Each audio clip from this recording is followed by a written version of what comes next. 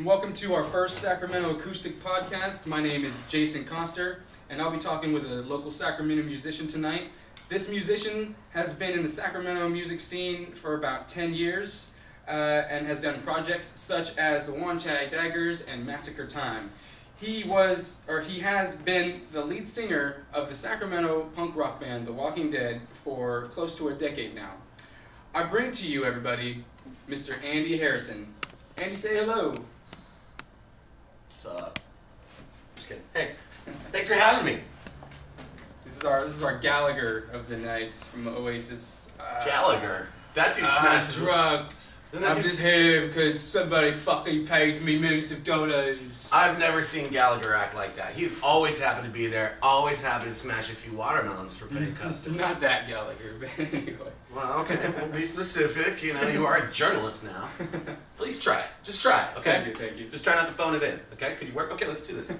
All right, Andy. Before we get started, I just want you to tell us a little about your musical upbringings, the origin of your musical interests. Well, playing music or just loving music as one should when one plays with one? Where did you, what inspired you? Who, maybe somebody in your life, inspired you or helped you get to the point that you really wanted to be a musician, a guitar player, a singer, songwriter? I think, well, playing, it's complicated, but, playing, definitely wanted to keep up with my brother, who I always looked up to, and he always played instruments. We actually all did, except for one of us. Right. But my brother Morgan played the guitar. He was older than me. I was the youngest. Had to keep up. It was that little dog, syndrome. Trying to play catch up with the big brothers, so he picked it up, and I was always playing his guitar, which he hated. Of course. We'd get into fights about it. Pulled a tire iron on me. You remember that? I do. I'll never forget it. No, but we used to, but then that was only punctuating the good times of when we can actually jam out in our garage and really have fun and learn stuff. It's actually fun to learn. Right. You were telling me that your brother would make you go play certain instruments, like you'd be the bass bitch. Yeah. I wanted to shred and be like Frank Zappa. Right. So my dad's records, my dad's Frank Zappa records are probably what really got me into loving the guitar, because just the way it sounded and stuff like that, I really wanted to just do that the whole time. But Absolutely. no, Morgan, he kind of made me kind of structure it out. Learn the scales, play this bass line, and then I will do all that for you. So, kind of got good old big brother. Yeah, great. But yeah, so that's what we used to play a little Partridge Family action out in the garage, and I had to play keys and play the bass and do everything but guitar. But it just kind of made me appreciate music more as a whole. Exactly. That it didn't matter, and I kind of realized it didn't matter what you were doing, so long as you were doing something musical. I mean, you could be, you could just have a harmonica, and you could make a beautiful song out of it. It was just the love and interest of playing anything that sounded beautiful to your ears, right? Yes. That was beautiful, by the way. That was pure poetry. It was. What you just said. That's why I'm the host right now. You are. You are the mostest. So who else inspired you? Like, did your brother have a musical, upbringing? Was your father of a motive? Why don't you ask them? I'm just kidding. Nobody was really musically trained. Way back in the past, my dad's great-grandfather was a trumpeter in a band called the Sons of St. George. And these were Protestant Irishmen in Ireland. They would go through the town, these parades, and they would kick the crap out of the Catholics. And it was just sort of part of that whole racial, or not even racial, but that whole enmity between the two classes and stuff like that. So I like to point that out at anybody.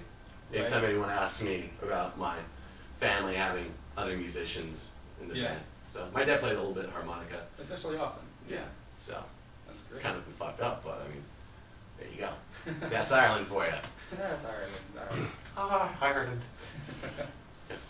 So, all right. Well, what is the first song that you've chosen to play for us tonight? I believe I'm going to play a Who ripoff that I wrote. Very derivative. I don't care, because I flips it, I freaks it, I does it good. But the Who obviously influenced you to write this song. So Most definitely. It's got a bit of pinball wizard to it if you pay attention. I like that. Yeah, now I'm gonna sing it for you.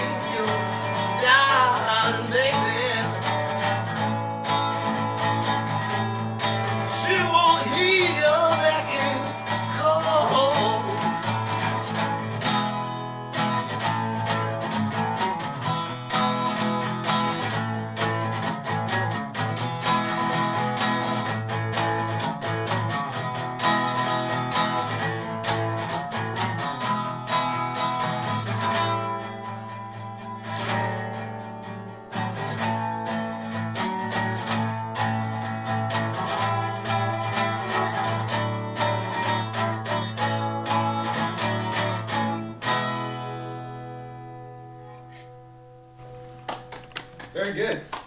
That was great. Thank you, Andy. Oops, I got nervous there. I get gassy when I get nervous. I want to drink beer. I could feel the Who essence in the song. It was great, very bluesy. I thoroughly enjoyed that, Andy. Thank you very much. Thank you so much. So, moving right along, so tell me about some of your current projects, like your solo thing. You know, I know you're doing some open mic on your own out there. Yeah, I've been doing some open mics, doing some shitty podcasts. Those are my favorite, just the shitty podcasts. Thanks for that plug. But the people are great, you know. Not really big on brains, but yeah, no. So I'm doing some acoustic stuff. Did a few hoot nannies. We call them the hoot nannies. They are generally local guys in punk rock bands getting together and at the press club, namely, chunking out some acoustic jams. Who are some of these people that you guys do this hoot nanny with? Well, the last one I did it with was, everybody, see, the thing is, everybody that goes ends up playing. So the last bill was me, Brian Hanover, Dusty Grays from Avenue Saints, upright player, but real good country guy, and Danny Secretion. So it was a great bill, great bunch of names to be amongst, especially looked really good on the flyer, actually, on the poster. I was the only one with jawline. But, the thing is, we do like 3 or 4 songs. then sit down, let the next guy out, and we just sort of run it around like that. And in the meanwhile, we're all drinking a lot, and by the second or third time I'm up, I'm usually the worst person on stage. But last time was really fun. Danny Secretion brought a drum set, and we just had all these guys, and basically it was like The Walking Dead and Secretion playing together, semi-acoustic. And collaboration. Yeah, it was fun. Really We were doing like Sam Cooke tunes, and Alex Delaney from Kill Devil always gets up and usually helps me out with some stuff. I do have splinters of memories of us dancing together, like ballroom style that night. So that was a lot of fun. Then they do one without me, and I get pissed off, and I go out there and I get drunk, and I steal the guitar, and the last one was great. It was Joe Friday from Dead Dad's Mad Judy. Yeah. Bear and Paul Filthy from Final Summation, and he used to be in Final Summation. Now it's Cold Heart Repress and Secretions, respectively. God, that was Byzantine. It was a lot to keep track of, but that's what it is in this town. You've always got guys jumping ship, or even just basically all a bunch of out. We're all a bunch of band hoppers. We're a bunch of incestuous whores, which is good. It's good for the scene. I remember back in this town when you couldn't even get a gig on the grid, unless you went to college with somebody that knows Jerry Perry or something like that. And Right. I never went to college. I had to start out in Folsom or Roseville, and we had to work our way through the sewers just to get anywhere near this town. But we did okay, and we made some good friends, and I think that's what it's all about. That's the title of my new book. Nice. Look for that on your shelves. Harper Press. So tell us a little about your main project, local band Sacramento's The Walking Dead. You delivered that really well. We are the #1 punk rock band in our minds. And the thing is, we are going to play the park this summer, which is really great. We waited a long, long time for our chance. We played a lot of shitholes with a lot of bands that we had nothing in common with. But only recently. There, yeah, actually, you're probably in a few of them. But we hustled, and we greased a lot of palms. I guess you could say we pat a lot of backs, right. And bought a lot of drinks. That's true. And then you just work hard enough and make yourself prominent enough. I think it can happen just about for any of us. So for a punk band, you guys have actually kind of been the definition of punk rock. Considering when you guys started, you guys have always been DIY, do-it-yourself bands. And you guys, I remember, close to 10 years ago, going to these small parties, actually large parties, where just a bunch of local bands of friends of ours would all participate in. And, it was before you guys were playing bigger venues such as the Boardwalk or Ace of Spades, or even being offered, to play a spot at the Concert in the Park at Caesar Chavez Park. And I've actually, seen you guys do, it's been punk rock for you guys. I understand what you're saying. Really, if you're going to be anything less than a label-backed band, everything pretty much is do-it-yourself. And the most successful ones still are. If you look at NoFX and punk bands like that, they don't really require too much label support because the industry's fickle. Right. And when punk rock is great, Green Day's putting out albums and it's fun, for everybody. But when when everybody kind of gets disillusioned with that whole aesthetic and stuff, then it's just sort of it's a hard business to be in if you're going to try and make money. Right. But so you really have no choice, and then you realize it sort of stops being just about you and your goals and your and the riches, and in trying to further your band, you realize you need support, and you need to support, and that's why you go out to shows that aren't yours, and that's why you go to silly little acoustic things and stuff like that, because it builds a sense of camaraderie. Right. People that you haven't known your whole life, but you have common goals. All the parties and stuff like that, they kind of taught us how to be able to do our own shows. Exactly. How to do our own illegal shows, which I'm not going to tell you where, because if you don't know, then you just don't know. You better ask somebody. But most of you, I'm sure, who will be watching this or listening to this probably do know, so thank you for your patronage. for coming out to those shows. There are a lot of great venues like that in town. There's a few just down the street from here, like in Oak Park. There's one out in Del Paso and stuff like that. These are speakeasy style, like, and God, rest in peace, the Hub. Right over there off of S Street. These are ways means for us to take our own destiny in our own hands. And last question before you introduce your next song. How much do you love the people in your band? I'd say we're all lovers in this band. All of us just loving like love. A love fest. Loving love of lovers. Like when the red light goes on, there's a lot of loving going on. Who the fuck wrote that question, dude? You don't ask punk rock bands. How much do you want to fuck the rest of the band? See, that would be more punk rock than how much do you love each other? Tell me. Do you have any poetry written for your boys? Come on, dude. That was a James Lipton question. It was, alright. I'm just trying to think outside the box here. So, even though this is a circle. Yeah. You already got it wrong, man. Jesus. Okay. Alright. Introduce your next song. What do you got? This song, I guess it's good. Be a good idea to sing a song about Sacramento that I wrote, and it's kind of long. I based this one off of the whole Springsteen aesthetic of major chords, and simple composition, simple structure, with a bit of Van Morrison lilt, I think, to some of the delivery of the lyrics. You can make whatever you think of it, make up your own mind. All right, and here it goes.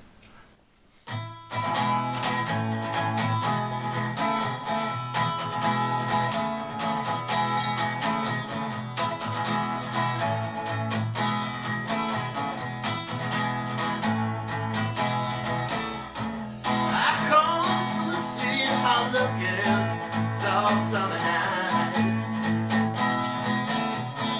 where the streets sweep and sweep and sleep and love is quarreling. When the singing gets beat in the street as it drives down the dime, where the gentleman gets wealthy from all the profits and the poets doing time. I come from the city where the people's dress and rags never lie, where your word is your bond and the spirit of salvation never dies. What you earn is the hot sun burns and barely enough to pay the lights. What you learn is the art in these churches and everything's gonna be alright. Sacred city, I love you. I got to leave you today. Your kiss is sweet, but you're incomplete, baby. That's why I'm going away.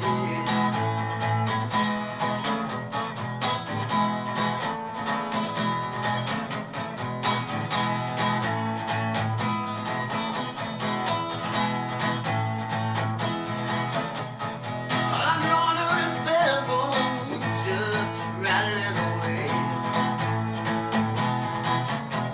and it's handcuffed wrists that I'm hiding where the sheriff paid, and I'm pounding his eyes asking why is this to be my fate. All the actresses and models clutching bottles as they have been forced away. Sacred city, I love you. I got to leave you today.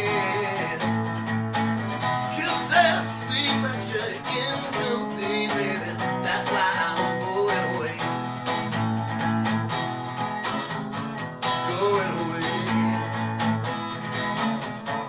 Going away.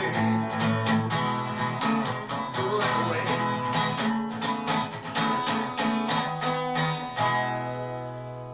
Alright. Little song about Sacramento. I loved it. It was wonderful. You're wonderful. We're wonderful. This is wonderful. I like that we have the green room just here too, Right. where we keep the snacks and the very noisy snacks. All right, Andy, do you have any plugs that you want to talk about? Any upcoming shows? Sucker Punk Productions, get some. That's their new slogan I just made up for them. Get some.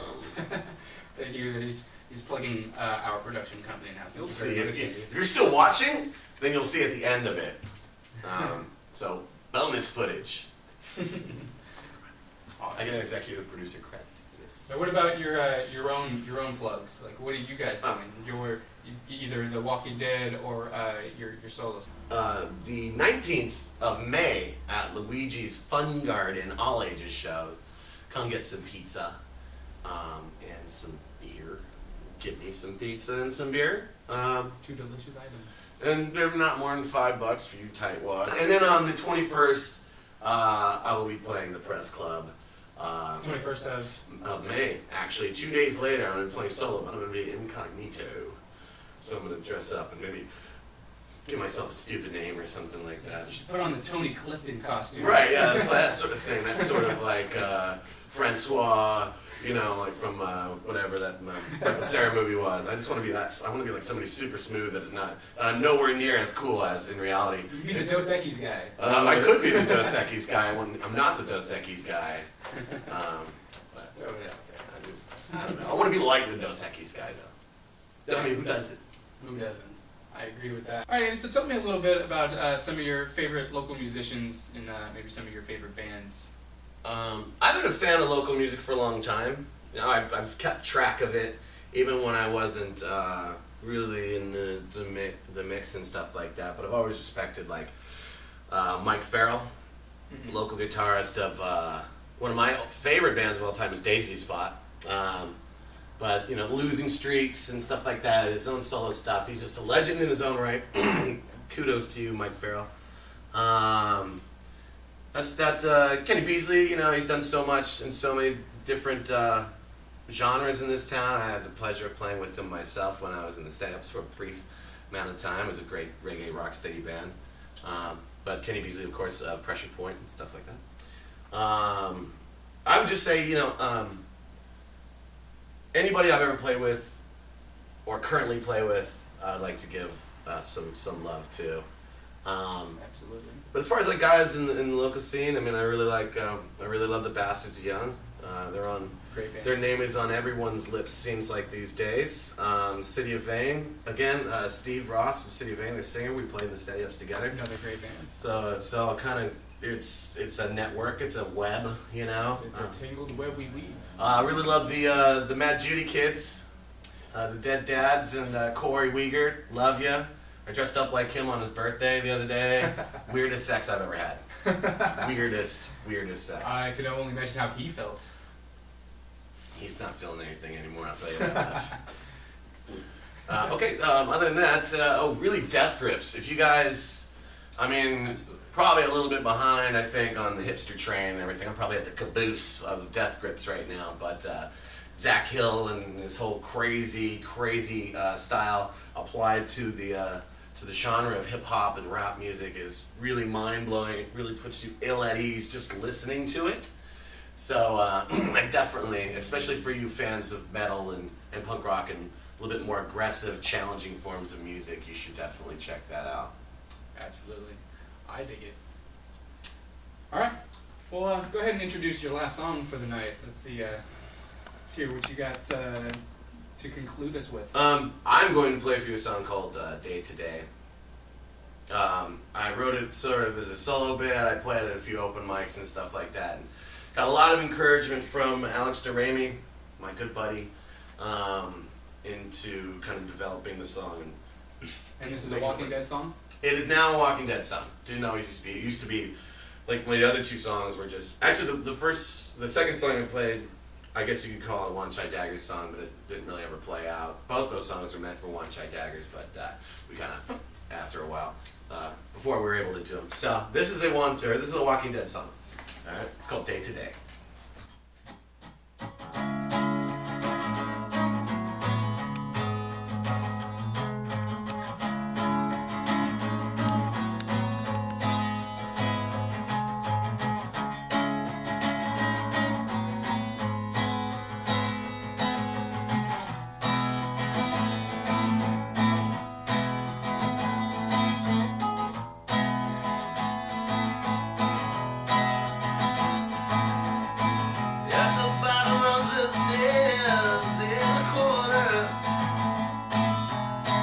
stacking on the street with your memorable quarters.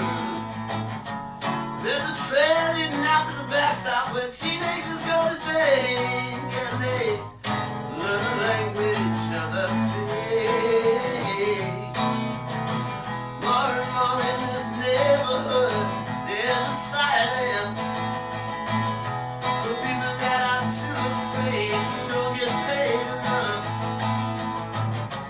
They're going back to gangsters who wear white and all the curtains are pulled tight.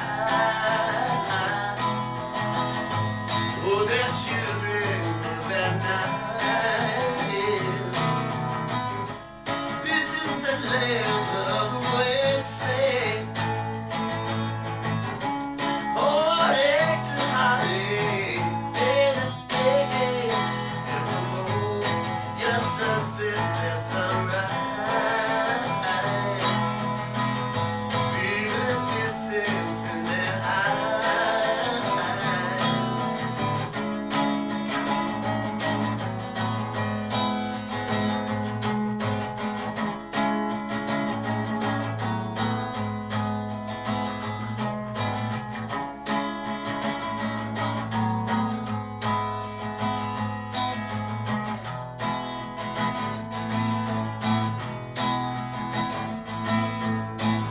277 days a year, daddy's in transit. Johnny Johnny on the Corps of Engineers and he's in Afghanistan. Says he's gonna get the job there and the benefits are all so right. Trace the fire of the night. Johnny lost his life in a friendly firefight. This is the land of the wasteland. Heartache to heartache, day to day. Every moment's your sunset, it's alright. See the distance in their eyes.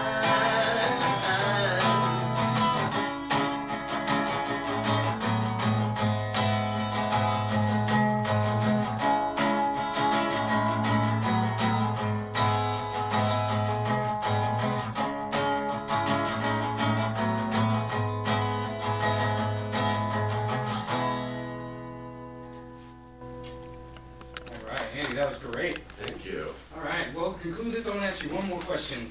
Tell us, how is it playing in the Sacramento music scene?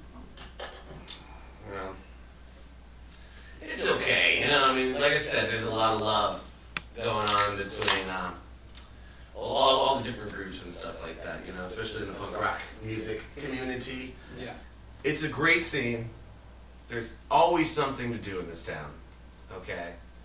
I wish that we could have more interplay between some of the more traditional punk rock groups and maybe some of the more, I guess you could say, I wouldn't use avant-garde really to express or to describe some of these bands, but some of the bands that are a little bit more geared to, I guess you could say, sort of the KDVS crowd, the sort of the fixie crowd. You know, I don't want to say hipsters. That's not something I want to say. Right. But you know, I just wish that there could be a little bit more, you know, sort of interplay between those different kinds of genres. Mm-hmm. I want there to be more different kinds of punk rock in this town. In order to do that, I think we have to kind of help each other and celebrate our scene as a whole. And it's not just punk rock, you know what I mean? Back in the 90s, used to be like you could go to Distillery and see The Cuff, which is a hip-hop group. If you don't know, check them out. Mm-hmm. You could see Filibuster, which everybody knows Filibuster. And then you could see like a band like Pressure Point playing all in one night. Right, And it was yeah. that diversity which made our scene so strong back in those days. And so many of those bands really quite successful. You know, I mean, Yeah. that 90s scene, which like Cake popped out of, you know, I mean, how could you even invent a band like Cake? You couldn't if you tried. They just sort of sprung out of all this diversity, all this funk and hip hop and punk rock attitude, and that sort of dry bit of John McCrae. Good for you, John McCrae. I like you guys. Absolutely. See, that's what I'm saying. Like, that's what we're lacking right now. I think that's the key to it. A little support from the city is nice. I guess we're getting that now. I mean, the fact that they're letting us play at the park, I think is ludicrous, first off. I don't think we're anything like any of these other punk rock bands in town. I think that we are sort of nihilists when it comes to, we have no style whatsoever. I mean, we have style, we have substance, but we just don't prescribe to a style so much so that it would make sense to a large audience. You know what I mean? So that's why I like us. That's why I like the Pixies. That's why I liked Husker Du and bands like that. Those are my influences. Tuneful people with serious problems, I guess you could say. Awesome. Well, all right. Well, thank you, Andy. You've been an awesome guest. You're a great musician, and I hope you continue to go far. On that note, shake my hand so we could end this. Appreciate it. You've been a lot of fun. Andy Harrison, everybody, from The Walking Dead. Sucker Punk Productions, get some.